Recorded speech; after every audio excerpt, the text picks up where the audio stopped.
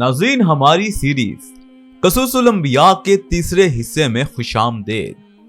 جیسا کہ آپ جانتے ہیں کہ ہم انبیاء کرام کی زندگی کے اہم واقعات آپ تک پہنچاتے ہیں۔ ہماری سیریز کے تیسرے حصے میں ہم حضرت ہود علیہ السلام کا ذکر کریں گے، جو کہ اللہ تعالیٰ کے برگزیدہ بندے اور نبی تھے۔ ناظرین، حضرت ہود علیہ السلام عاد بن اوس بن سام بن نوح کے قبیلے سے تعلق رکھتے ہیں۔ یہ عرب لوگ تھے، احقاف میں آباد تھے۔ احقاف ریت کے پہاڑوں کو کہتے ہیں۔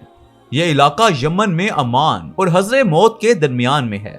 یہ ساحل سمندر کے قریب علاقے میں آباد تھے، جسے شہر کہا جاتا ہے، اور ان کی وادی کا نام مغیث تھا۔ وہ بڑے بڑے ستونوں والے خیموں میں رہا کرتے تھے۔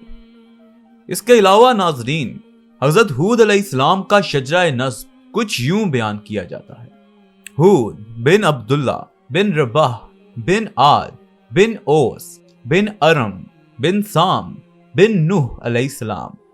ناظرین، حضرت ہود علیہ السلام عربی تھے اور ان کی قوم بھی عربی تھی اور عرب کے رہنے والے تھے، اور اس دور میں عربوں کو عرب عربہ کہا جاتا تھا۔ ناظرین، یہ وہ لوگ تھے جنہوں نے بتوں کی پوجا کی۔ طوفان نوح کے بعد عاد ہی سب سے پہلے بتوں کی عبادت کرنے والے تھے، اور ان کے 3 بت تھے جن کا نام تھا صدا، سمود اور ہرا۔ تو اللہ تعالیٰ نے ان کے بھائی ہود علیہ السلام کو نبی بنا کر ان کی طرف مبعوث کیا اور ایک اللہ کی عبادت کی طرف دعوت دی۔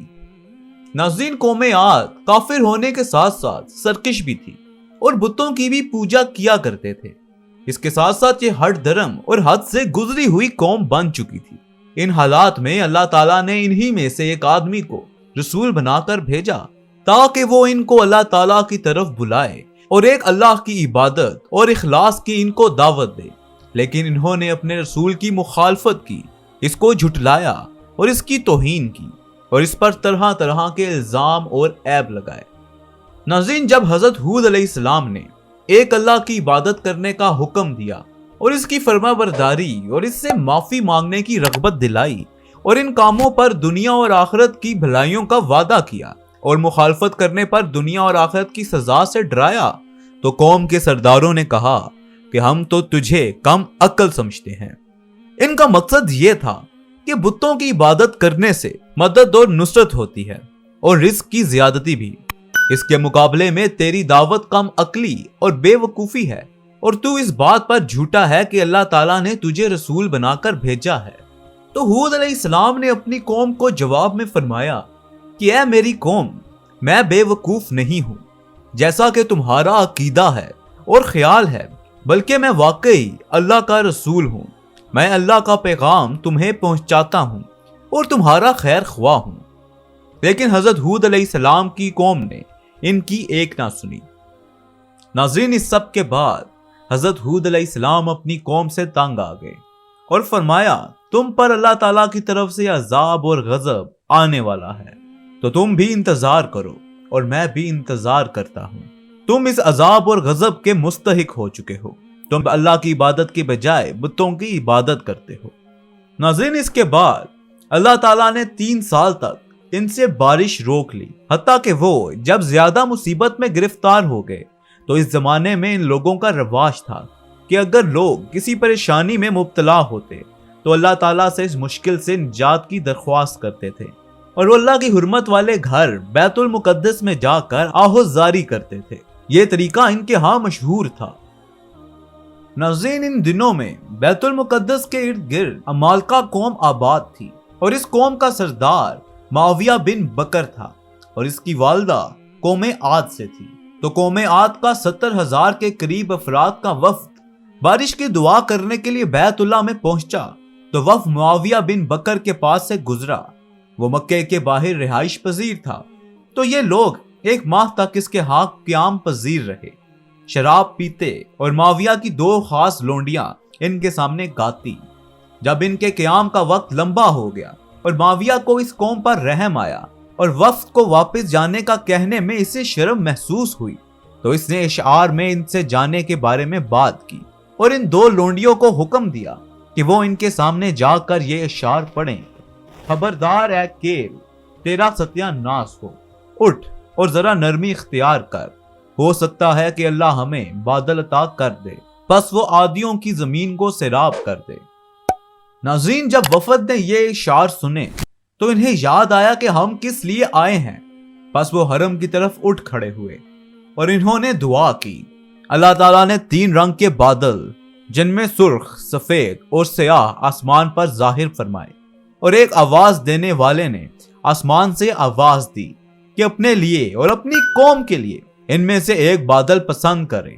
تو اس نے کہا، میں سیاہ بادل پسند کرتا ہوں کیونکہ اس میں زیادہ پانی ہوگا۔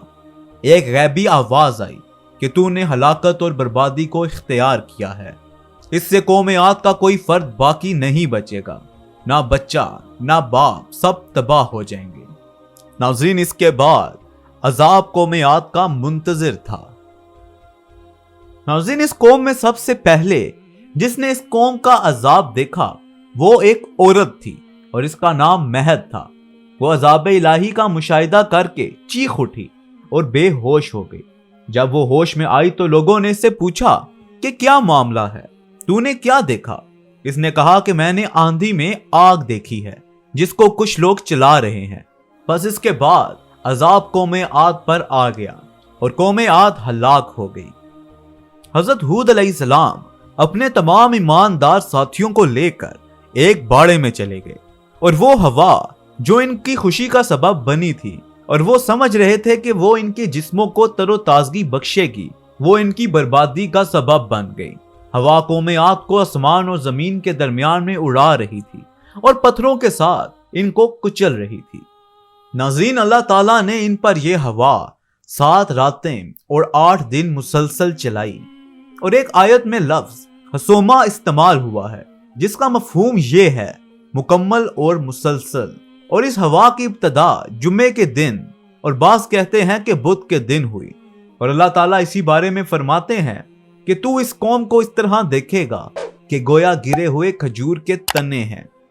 اس کے علاوہ اللہ تعالیٰ کا یہ ارشاد بھی ہے، جب ہم نے ان پر بان یعنی نامبارک ہوا بھیجی اور اس ہوا میں کوئی بھلائی اور برکت کا نتیجہ نہ نکلا، اس کے ساتھ نہ تو بادل تھے کہ مینا برساتے اور نہ اس میں ٹھہراؤ تھا، نہ کھجور کا بور مادہ کھجور تک پہنچ جاتا اور درخت اچھے پھل لاتے، بلکہ وہ بالکل بانج اور بے نتیجی تھی، جس نے ان کا نام و نشان مٹا کر رکھ دیا، اور وہ جس چیز پر بھی پہنچتی اسے ریزہ ریزہ کر دیتی، یعنی وہ سیدھا ختم ہونے والی چیز کی طرح کر دیتی جس سے کوئی فائدہ نہیں اٹھایا جا سکتا تھا۔